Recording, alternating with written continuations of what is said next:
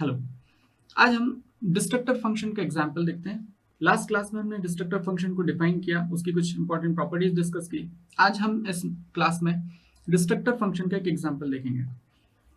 Destructor function का सबसे पहले सिंटैक्स देखते हैं। डिस्ट्रक्टर फंक्शन का सिंटैक्स होता है क्लास का नाम और एक टाइल्ड साइन के साथ। अब इसमें एक बात आपको ध्यान रखनी है कि यदि आपकी क्लास नॉर्मल है या फिर मैं दूसरे शब्दों में कहूँ, यदि क्लास में डायनामिक कंस्ट्रक्टर यूज नहीं किया गया हो, तब आप डिस्ट्रक्टर फंक्शन की जो बॉडी है उसे ब्लैंक रख सकते हैं, एम्प्टी रख सकते हैं। लेकिन यदि आपने डायनामिक कंस्ट्रक्टर यूज किया है, उस केस में आपके पास एक्स्ट्रा रिस्पॉन्सिबिलिटीज होगी। जो डायनामिकली एलोकेटेड मेमोरी है उसे रिलीज कराना पड़ेगा आपको, उसके लिए आपको एक्स्ट्रा एफर्ट्स करने पड़ेंगे। तो इसी क्लास में हम एग्जांपल्स में आगे देखेंगे। पहले हम विदाउट डायनामिक कंस्ट्रक्टर्स जो क्लास होती है उनके डिस्ट्रक्टर किस तरीके से लिखे जा सकते हैं उनके बारे में डिस्कशन करेंगे। सबसे पहले मान लेते हैं हम कॉम्प्लेक्स क्लास के लिए हम डिस्ट्रक्टर फंक्शन बनाएंगे। तो सबसे पहले मैं क्लास डिफाइन करता हूं। So class complex, and for this complex class, assuming that the real and imaginary parts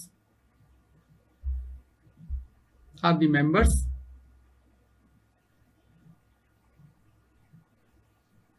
and now we will define the destructor and constructor function in public section of the class. So first of all we will define the constructor.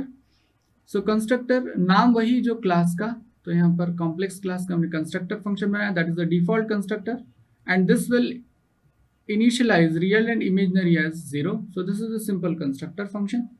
And now we'll define the destructor function. जैसे कि हमने definition और properties में पढ़ा है, फिर से again नाम वही जो class का, no return type. So no return type is required, but with the tilde sign. So here it is the sign, and then चूंकि जैसे कि मैंने अभी कहा थोड़ी देर पहले ही कि चूंकि यहाँ पर डायनामिक कंस्ट्रक्टर यूज नहीं हुआ है, हमने डायनामिकली कोई भी एक्स्ट्रा मेमोरी एलोकेशन नहीं किया है, इसीलिए आपको डिस्ट्रक्टर फंक्शन की बॉडी में कोई भी स्टेटमेंट लिखने की जरूरत नहीं है। अपने आप ये सारा काम आपके लिए मेमोरी डी एलोकेशन का काम कर लेगा। इसके अलावा हम यदि कॉम्प्लेक्स ऑब्जेक्ट के लिए कुछ फंक्शन बनाना चाहते हैं, जैसे कि पुट कॉम्प्लेक्स, तो हम बना सकते हैं। तो let's say void put complex which will display the complex object. So this will display the complex object. Let's say cout real plus, इस तरीके से ये क्लास आपकी कंप्लीट होती है। Now, so this is actually the destructor function without any body. Now, जैसे कि हमने कहा प्रॉपर्टीज में नाम वही जो क्लास का, no return type, tilde sign यहाँ पर लिखा हुआ है, मेंबर फंक्शन है, क्लास के अंदर डिफाइन किया गया है। सारी प्रॉपर्टीज हम लोग विजुअलाइज करने की कोशिश करें, जो भी प्रॉपर्टीज हमने लास्ट लेक्चर में डिस्कस की। इसके अलावा यदि आप चाहें तो इस डिस्ट्रक्टर फंक्शन को क्लास के बाहर भी डिफाइन कर सकते हैं। यहाँ आप सिर्फ डिक्लेरेशन कर दीजिए, लेकिन जब आप क्लास के बाहर उसको डिफाइन करेंगे उस केस में आपको स्कोप रिजोल्यूशन ऑपरेटर यूज करना होगा।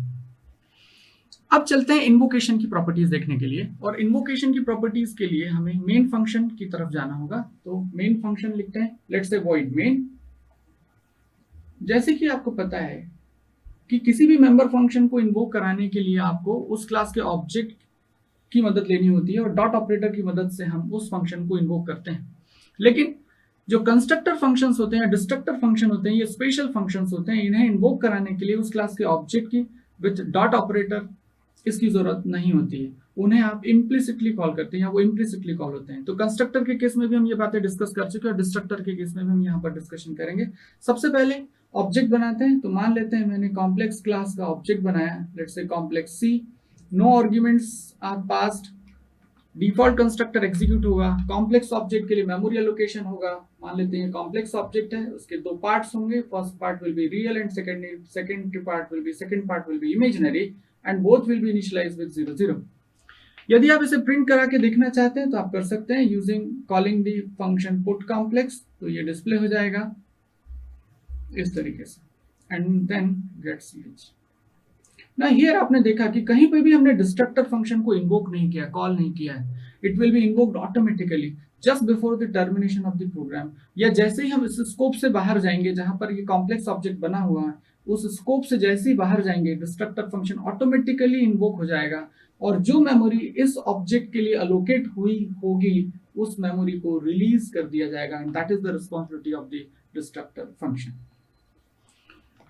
So this was the destructor function when no dynamic memory allocation has been done. Now we will discuss the destructor function where the dynamic memory allocation has been done, और जिसमें कि class में हमने dynamic constructor यदि use किया है तो उस केस में डिस्ट्रक्टर फंक्शन कैसे बनाया जाएगा. आपके रेफरेंस के लिए यहाँ पर जो डायनामिक कंस्ट्रक्टर हमने बनाया था स्टूडेंट क्लास के लिए, वही डायनामिक कंस्ट्रक्टर का एग्जाम्पल मैंने यहाँ पर लिखा हुआ है. हमने दो पॉइंटर वेरिएबल्स लिए थे, नेम और f name, to hold the address of the memory allocated for the name field and the father's name field. उसके लिए हमने डायनामिक मेमोरी एलोकेशन किया था. ये कंस्ट्रक्टर है, आप लास्ट लेक्चर देख सकते हैं, उसमें सारी इंफॉर्मेशन डिटेल में है. हम इसे आगे कंटिन्यू करते हैं. अब मुझे यदि स्टूडेंट क्लास के लिए जिसमें कि डायनामिक कंस्ट्रक्टर यहाँ पर यूज हुआ है, डायनामिक मेमोरी एलोकेशन की है हमने, उस केस में अब इसे कैसे डीएलोकेट करना होगा. अब डायनामिक कंस्ट्रक्टर के लिए जब हम डिस्ट्रक्टर बनाते हैं तो डिस्ट्रक्टर को एक्स्ट्रा रिस्पॉन्सिबिलिटी लेनी पड़ेगी कि जो भी डायनामिकली एलोकेटेड मेमोरी है वो उसे भी रिलीज करें. पहले मैं यहाँ पर जो हमने ऑब्जेक्ट बनाए हैं उसके बारे में थोड़ा सा डिस्कशन करते हैं, उसके बाद फिर मैं आपको डिस्ट्रक्टर फंक्शन के बारे में बताऊंगा. डिस्ट्रक्टर फंक्शन हम यहाँ बनाएंगे. डिस्ट्रक्टर फंक्शन का सिंटेक्स में लिख देता हूँ, नाम वही जो क्लास का विद साइन, एंड देन यहां पर हमें कुछ एक्स्ट्रा स्टेटमेंट लिखने होंगे. लास्ट एग्जांपल में मैंने आपको बताया था कि यदि डायनामिक कंस्ट्रक्टर यूज नहीं किया है तो जो डिस्ट्रक्टर की जो बॉडी होगी आप वैकेंट रख सकते हैं, उसमें कोई भी स्टेटमेंट आपको लिखने की जरूरत नहीं है. लेकिन यदि आपने डायनामिक कंस्ट्रक्टर यूज किया है तो आपको एक्स्ट्रा एफर्ट्स करने पड़ेंगे डायनामिकली एलोकेटेड मेमोरी को रिलीज करने के लिए. वही एफर्ट्स यहाँ पर हमें लिखने होंगे. चलिए, इसके अलावा क्लास डिफाइन करते समय हमने एक पुट स्टूडेंट फंक्शन भी बनाया होगा, उसे भी मैं लिख देता हूं. So let's say void put student. So this will be the function जो कि स्टूडेंट की इंफॉर्मेशन को डिस्प्ले कर देगा. Will write cout roll number, then name, then f name, father's name, and percentage. So this will be the class. This class will be terminated over here. यहां से class start हुई, फिर हमने यहाँ पर प्राइवेट मेंबर्स बनाए, फिर हमने पब्लिक मेंबर्स बनाए. पब्लिक मेंबर्स में हमने दो कंस्ट्रक्टर्स बनाए using dynamic memory allocation, that was the dynamic constructor. इसके बाद अब हमें यहाँ डिस्ट्रक्टर बनाना है. फिर मैंने यहाँ पर पुट स्टूडेंट फंक्शन डिफाइन करी जो स्टूडेंट की इंफॉर्मेशन डिस्प्ले करेगा. और अब हम लोग यहाँ पर मेन फंक्शन बनाते हैं जिसकी मदद से हम स्टूडेंट ऑब्जेक्ट क्रिएट करेंगे, जिनके की एग्जाम्पल मैंने वहां पर ड्रॉ करके रखे हैं. देखते हैं. सबसे पहले हम स्टूडेंट क्लास का पहला ऑब्जेक्ट बनाते हैं, that is S1, student S1. और स्टूडेंट S1 में हमने डिफॉल्ट कंस्ट्रक्टर कॉल करने की कोशिश की थी. उस केस में इसको कॉल करने के लिए या इस ऑब्जेक्ट को बनाने के लिए आपको सिंपली सेमीकोलन लगाना है. सो यहाँ पर मैंने एक ऑब्जेक्ट बनाया S1. जैसे ही स्टेटमेंट मेमोरी में एग्जीक्यूट होगा, this constructor will be executed. यहाँ पर इस स्टूडेंट ऑब्जेक्ट के लिए एक मेमोरी एलोकेट होगी. मेमोरी रोल नंबर के लिए 2 बाइट्स यहाँ पर एलोकेट हुई थी. नाम चूंकि पॉइंटर वेरिएबल है, फिर से 2 बाइट्स की मेमोरी एलोकेट हुई थी. फादर्स नेम पॉइंटर है, 2 बाइट्स एंड परसेंटेज के लिए 4 बाइट्स. इस तरीके से मेमोरी एलोकेशन हुआ था. और यहाँ पर रोल नंबर की वैल्यू 0, देन नेम की value null, father's name and 0.0 percentage के लिए इनिशियलाइज हो जाएगा. तो इस तरीके से हमने यहाँ पर एक ऑब्जेक्ट बनाया था S1. यदि यहां इस समय मैं इस डिस्ट्रक्टर फंक्शन में कोई भी स्टेटमेंट नहीं लिखूं, तब ये ऑब्जेक्ट रिलीज हो सकता है. इस ऑब्जेक्ट के लिए जो अलोकेटेड मेमोरी है वो रिलीज हो जाएगी. क्यों? क्योंकि यहां पर कोई भी एडिशनल मेमोरी अलोकेटेड नहीं है, जैसे कि स्टूडेंट ऑब्जेक्ट S2 के लिए. चलिए एक काम करते हैं, पहले स्टूडेंट ऑब्जेक्ट S2 क्रिएट करते हैं. मान लेते हैं मैंने यहाँ पर स्टूडेंट ऑब्जेक्ट S2 क्रिएट किया, और इस स्टूडेंट ऑब्जेक्ट S2 के लिए मैंने जो डेटा पास किया था वो यहाँ मैं लिख देता हूँ, that is 1 for roll number, then next is ABC for the father's name, then XYZ for ABC for name, XYZ for father's name, and then for percentage 67.5 मैंने पास किया था. फिर से स्टूडेंट ऑब्जेक्ट S2 के लिए रोल नंबर 1 पास किया था, नाम ABC, father's name XYZ, and percentage 67.5। जब ये स्टेटमेंट एग्जीक्यूट होगा तब ये कंस्ट्रक्टर पैरामीटराइज कंस्ट्रक्टर एग्जीक्यूट होगा, that is the dynamic constructor. ये जो 1 है यहाँ रोल नंबर R में एक्सेप्ट किया जाएगा। This ABC will be referred by N, XYZ will be referred by F and 67.5 वो यहाँ पर परसेंटेज में स्टोर हो जाएगा। और यहाँ से ये ऑब्जेक्ट इनिशियलाइज होगा। वो ऑब्जेक्ट इनिशियलाइजेशन कैसे होगा देखिए, रोल नंबर में R स्टोर हो जाएगा तो यहाँ पर 1 स्टोर हो गया। फिर उसके बाद डायनामिक मेमोरी एलोकेशन की 3 स्टेजेस जिनकी हमने बात की थी उनके बारे में बात करते हैं। आपको get the length, allocate the memory and then assign the data, store the data। तो वही चीज हमने यहाँ पर की है। तो अब इसका डिस्कशन इंपॉर्टेंट है। सबसे पहले we will get the length for ABC। जो n है उसमें ABC आया, वो ABC को रेफर कर रहा है।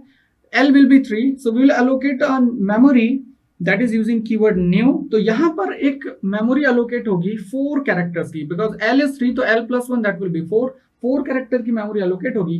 मान लेते हैं वो मेमोरी 1000 मेमोरी एलोकेशन पर एलोकेट हुई है, तो ये न्यू कीवर्ड आपको 1000 लौटाएगा जो कि नेम में स्टोर होगा, और नेम फील्ड दैट 1000 यही मैंने यहाँ पर शो किया है।